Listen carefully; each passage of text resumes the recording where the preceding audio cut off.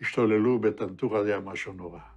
טנטורה היה כפר עשיר, בתים יפים, גרים כמו אירופאים, אתה יודע, וגם אנשים היו לבושות ויפה, וזה באמת היה כפר...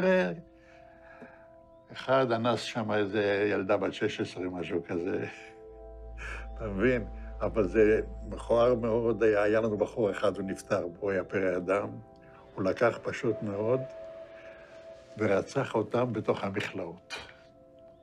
בתוך המכלאות, הם היו במכלאות, אתה יודע, חוטי ברזל כאלה, עגולים כאלה, אספו כל הגברים. הם יושבים שם, כולם, על הרצפה, ובא מישהו ולוקח תת מקלע ומתחיל זה, מחליף מחסנית, מה אתה חושב זה? אבל אנחנו לא היינו כאלה. הוא היה יוצא דופן, הבחור הזה, כן, מה שהוא עשה. והשתיקו את הדבר הזה, והיו חבר'ה שלקחו את הלוויורים ורדפו אחרי חבר'ה ושרפו אותם. זה היה משהו זוועתי, וזה אסור לספר, אני לא אדבר על זה, כי זה יכול להיות סקנדל שלם מהעניין הזה. אני לא רוצה לדבר על זה, וזהו. אבל זה היה, מה לעשות, זה היה.